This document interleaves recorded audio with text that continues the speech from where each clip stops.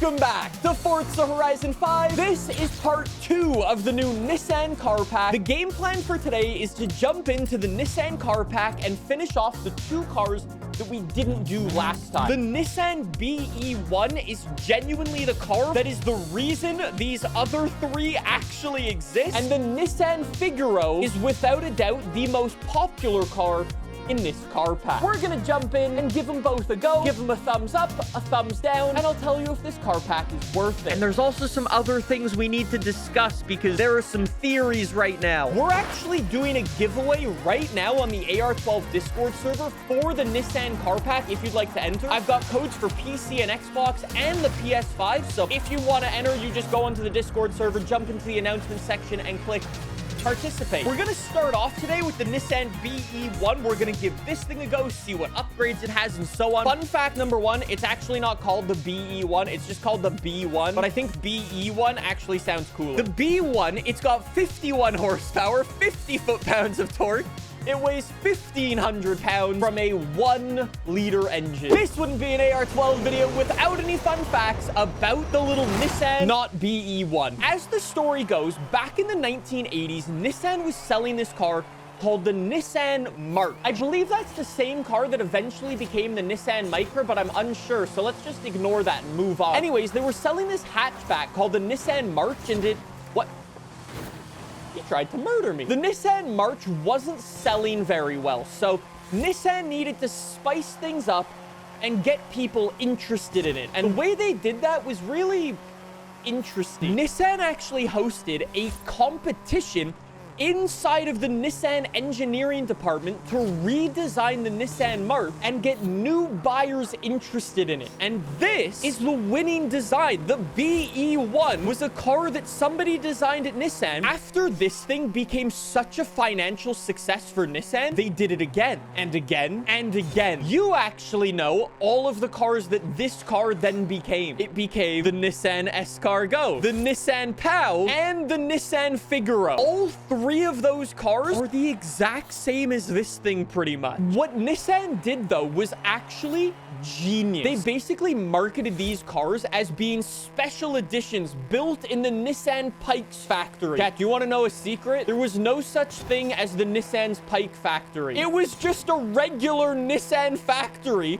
that happened to build these cars at the time. But because Nissan said, ooh, they're special editions from the Pikes factory, people went, ooh, that sounds interesting, and then bought them like crazy. As it turns out, though, you can actually buy these things, and they're not nearly as expensive as you think. You could go out today and buy one of these things in pretty good condition for like 8 grand, 10 grand. And for a car that's genuinely this cool and has as much history as this thing does, I think it's pretty cool. Let's see what customization that's a lot of engine swap. We've got our 1-liter Nissan engine. We can toss in 2-liter straight 4, 2-liter straight 4 turbo, motorbike engine, a 1.6 turbo rally, and the 4 rotors in this thing as well. Why don't we start with a realistic, decent build? And I'm thinking, hear me out, I'm thinking B-Class. So let's go motorbike engine. Let's go front-wheel drive. Turbo, yes. I'm gonna be honest, I probably don't need aero, but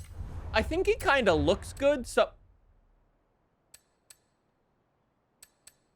okay, why not? Apparently, that's just the name of the game today. Big rear wing on the front-wheel drive car. What could possibly go wrong? And we also need to give it engine spacers because, as we like to say around here, looking good is more important than being fast. We need wheels more expensive than the car. Somebody's gonna need to fact-check me. But other than the Peel P50 and the Peel Trident, are these the smallest wheels in FH5? It very well might be. Anyways, I'm gonna go up to 13-inch wheels. Lucky number 13. Thank you very much. Holy, look at the race suspension on there. Like I said, looking good is more important than being fast, so I'm gonna stand by that. How about a clutch or a transmission? Race clutch and a Chat, our gear ratios are gonna be a bit sus. Let's just mitigate that issue with speed and power. 250 horsepower. We have pentatimes the horsepower. Is that a word? We've got Nissan yellow, white, blue, and red. As we know, red things go faster, so let's do that. And then let's paint the wheels black because we're a bit of a yobbo driving this, and tint our windows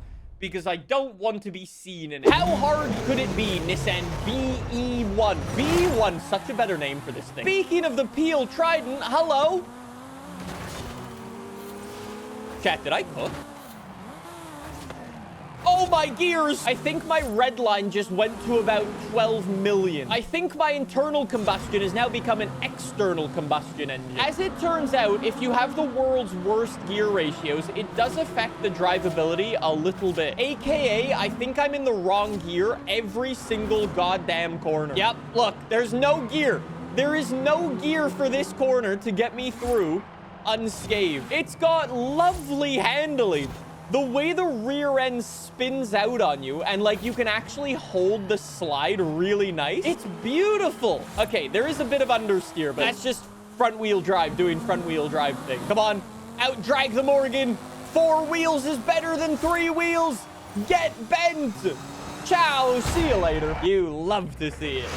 I wasn't super consistent, but I set a very nice lap time. Fastest lap of the race by far. Chat says, how do you go from a Nissan R390 to the Qashqai? Chat, have I ever told you the way I say Qashqai? I call it the Nissan Couscous. Honestly, I'm pleasantly surprised with the BE-1 in B class. Do we dare max it? 4-rotor go burr. All-wheel drive go burr. Full racing slicks. Oh, we're gonna die. Oh my God, there's no way it goes S2. I refuse to believe. I'm going for big wheels to get less tire flex. Hopefully that helps. It's gonna be an S2 BE-1. Correction on the name thing.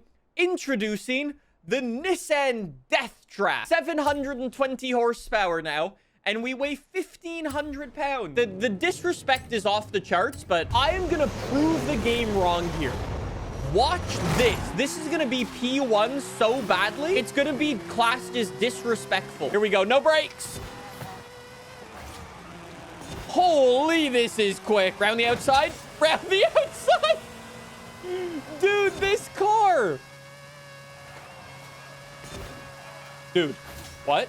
What did I build? As it turns out, I was actually right about the Nissan BE-1. It's unbelievable. This is one of the cars of all time. The speedometer's still maxed, and finally it comes down. I'm not even joking. I wish it could build even more downforce. If it could build even more downforce, it would be even more disgusting. That's already ridiculous. If it was even more, like, look how small the little front splitter is on there. Imagine if it was bigger. Japanese Mr. Bean car on crack. You're not wrong, chat. Last but not least, before we move away from the B1, I just want to go rear wheel drive and drift tires. Is this a terrible idea? Yes. Is this gonna work? No. As I like to say, I do these things so you don't need to. 700 horse. We're actually lighter than we were before. Imagine if these cars actually had like Nissan engine swaps. Imagine if you could GTR swap this from like a modern day R35. I'm not gonna lie, I haven't built this to be super try hard. I just want to go and 3-star this zone, and then we can move on to the Nissan Figaro. Wait, chat, I've just noticed the aerial on the roof. Look at it. Wait, do you have to unfold that aerial like the antenna over there? There's no way, right? Anyways, all the way up the hill. Honestly, it actually drifts way nicer than I thought, considering we have the most stupid build of all time, and we're just redlining the entire time. 178K. Thank you for the 3 stars. B1. What do we think of the B1? Is it a thumbs up, thumbs down, or somewhere in the middle? Chat says thumbs up, thumbs up, thumbs up. It's goofy, smash, massive W. All right, fair play. Nissan B1, thumbs up. Even though I'd like some more engine swaps, it's a lovely car with some great history, and I really like this thing. Our final car in the Nissan retro car pack, the Nissan Figaro. This is the most powerful car in the pack. 75 horsepower Nissan Figaro for what might be the final time ever in Forza Horizon 5.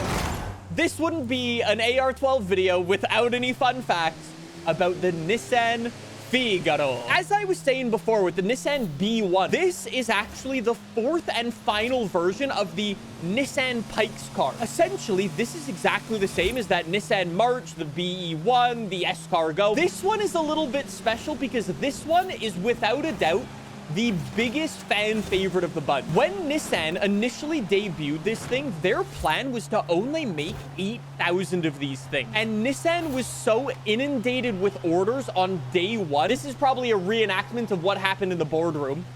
Shit.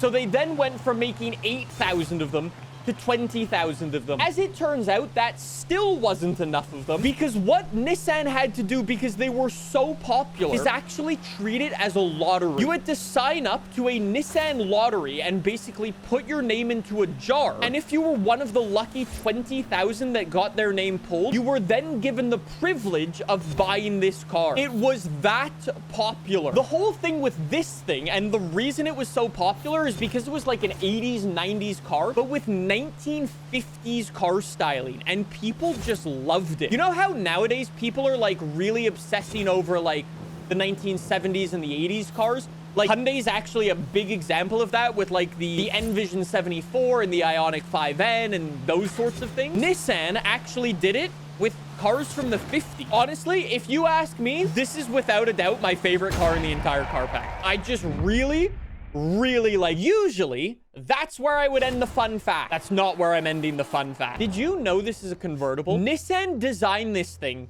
with heavy inspiration from the Fiat 500. So when you open the convertible roof, it opens the exact same way as the Fiat 500 one does, where the sides of the car stays the same, but the whole back, or like the whole top, opens up and goes down into the boot. You want to know another weird thing about this car? It has two trunks. Trunk number one for all of your goodies and your roof. And it has another trunk down on the bottom. I'm not gonna lie, I think Nissan got bored when they were making this car. You might notice there are 4 different options of colors for this car. Did you know the options of color are based off the season? The green is for spring. The blue is for summer. The brown is for the fall. And the gray is for winter. I'm not even joking. Anyways, let's see what customization options we've got. We have even more than the BE-1. We've got the 1-liter engine with 75 horsepower, straight 4 turbo. We have an RB26. We have a motorbike engine, turbo rally engine, and the same 4-rotor. We're RB26ing. RB26 swap the Figaro. What if I RB26 swap this and go rear wheel drive? And then I'm not going to give it any aero because that's not in the spirit of Horizon. I will give it some rally tires, and I want to make this thing a lovely A-class car. Look at that underfloor.jpg. Race transmission, yes, because I don't want a repeat of the BE-1. Haven't you always wanted to see a Nissan Figaro Stance Nation edition? Boys, we might have a problem. Might not have enough grip. Might need semi-slick. Oh no. Don't tell me that one of these Nissan Pike cars are actually OP. For this race, I didn't go and put the convertible roof up, so now we're driving top down in the race. Well, it can do burnouts now, so yay. Luckily, though, you've got 2 boots for many extra pairs of pants after you poo yourself. Is that a goddamn escargot that's winning? No. The escargot is winning, followed by the DeLorean. But here comes the summer. Okay, come on. Come on, gain. Use the semi-slicks. In. Go. Come on. It's a bit slippery, this. Genuinely wouldn't be surprised to figure out if this thing is actually OP for like a power build. Unfortunately, I can't catch the goddamn snail. I should have really gone to a race with more straights instead of corners. I'm trying my best to throttle control, but doing that on a PS5 controller is a bit more difficult since I'm not used to it yet. Oh dear. Get the snail. Up the inside on the snail. Don't go into the wall. Oh, the snail with a beautiful switchback. I can't catch up to the snail. This is embarrassing. Come on. Put the power down. Yes! What an exit! Yes! Nails fell off. Lugs were better anyways. That was lovely. I mean, it was a little sketchy, but boy, it was fun. Honestly, I don't think maxing the Figaro out is a great idea. What if I maxed it out for off-road racing? So like, what if I gave it a 4-rotor and then all-wheel drive and then chunky tires? I'm also gonna need to give it aero for this. I do apologize. Probably not the best idea out there, but it will be very, very fun. Wait, I can get more horsepower by staying with the RB26? Hold on, back to the RB26. The Nissan Figaro WRC goes burr. Chat says top down is crazy. No, top down is actually a flex because it's basically proving to everybody else that I will be P1, so they won't be able to get dirt in my roof. Watch this. Why am I racing POP 50s for dirt? Anyways, as I was saying, P1 by so goddamn much, I don't even need to worry about the dirt flying into this thing. Look at it go. I think this might be the best Nissan Pikes car in the pack. This might be. Look at my character. You can see where my character's looking every time I turn left and right. That's so funny. It just goes boom, boom, boom. Checkpoint, checkpoint, checkpoint. Dude, this is actually such a good car. I absolutely love the Figaro for off-roading. I can't believe this is this good. And go bad manners across the line. 360. What a sick car. This could very well be our final build in FH5 for a new car. And we're going drifting in a Nissan Figaro. I'm gonna do it try hard. A little. I'm gonna make a statement as I drive. Away we go in the Nissan Figaro. Shift it up through the gears into the zone. I'm gonna try to get 180. 180 should be doable for this thing, but I've tried to not go super try hard. I wanted to make my statement with the paint job and the wheels and, you know, the engine. I don't think we're getting 180. I need to go for a better first turn, and we can definitely get 180. Make it. Make it. Nice. Cat, this might be a new PB. This might be a new PB with the Figaro. If I get 186, that's a new PB. There's no way. There's no way I go new PB with a Figaro. There's no way. There's no way. Oh, 184 with the Figaro. No way. What a run. I want to ask if this thing's a thumbs up or a thumbs down or somewhere in between, but I think we all know the answer. The Nissan Figaro is without a doubt a thumbs up. Now that we've driven all 4 cars, I think we also need to answer the bigger question. Is the Nissan Retro Car Pack worth it? If you're the sort of person who only cares about the latest and greatest supercars and hypercars, let's be honest, you didn't make it this far in the video anyways. But if you are a true car connoisseur who can respect brilliant vehicle history and absolute incredible design, then without a doubt, one of the best car packs you can buy. It does bring up an interesting point. On June 8th is the Xbox Showcase, boys, which is where Xbox will be showing off all of their new games for 2025 and into 2026 and so on. The big question right now is, will we see Forza Horizon 6 there? Will it follow the same trend as Forza Horizon 5? The last car we ever got for Forza Horizon 4 was the Mexican Volt. Is the Nissan Figaro the last new car we're ever gonna get for Forza Horizon 5? Could it be Japan?